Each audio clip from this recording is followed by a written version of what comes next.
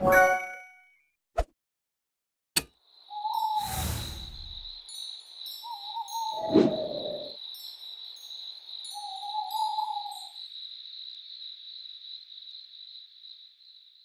when I was younger, all my cousins would come over to my house and hang out with my sister and I. The parents would go to work and the kids would look after each other. Hashtag immigrant hustle. Now, one day shortly after our parents left, we were in the middle of playing video games when the house phone rang.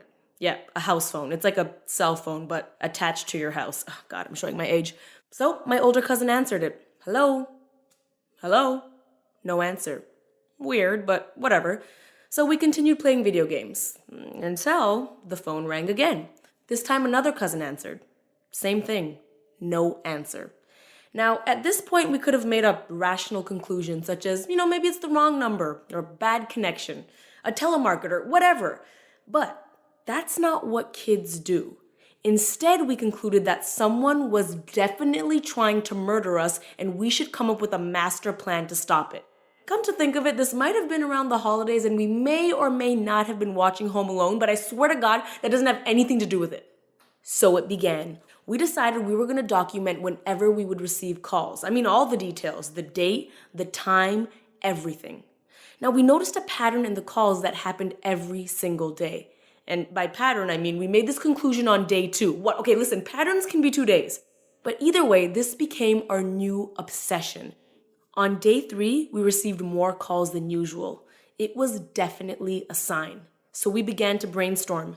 Is it a robber? A spirit? A demon? The possibilities were endless. I mean, something just didn't feel right. Our brainstorm was interrupted by one of my cousins when they said, "Hey, did you hear that?" Now, I definitely did not, but nonetheless I replied, "Yes, oh my God, what was that?" I didn't want to be the first to die by denying the presence of the demon. I mean, maybe something was in our house.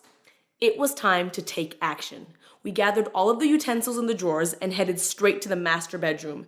The plan was simple. Lock ourselves in the room as a group and create a safe haven. Duh. I don't know why people in horror movies always split up. Is this your first day? But before locking ourselves in the room, we strategically placed 3 toys on the floor, spaced out perfectly. Hours went by with us locked in that room, pacing, stressing, sweating, and terrified of the phone ringing. But eventually our hunger got the best of us and we were in desperate need of Oreos. So we decided to slowly and carefully make our way to the kitchen. After what seems like a lifetime, we finally made it to the kitchen and let out a huge sigh of relief. We're fine. We're just acting ridiculous. Until one of my cousins says, "One of the pigs fell." We freeze. Together, we slowly look over at where we placed the line of piggies and notice that one had taken a tumble. How? Who could have possibly knocked it over? Or rather, what? We freak out. Now at this point, it's survival mode. It's either us or the demon, and we decide we need to stand our ground. We open every door within the house, each holding the biggest utensil we could find and screaming. Door, open, jab, fork, scream, repeat. Door, open, jab, fork, repeat. But we found nothing. A couple hours later, our parents came home and everyone left.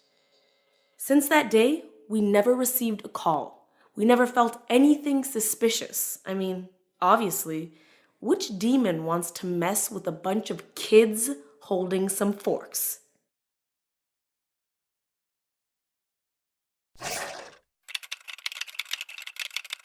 Oh my God, and we totally jumped off the cliff and had to swim all the way to shore because the dog chased us all the way to the end.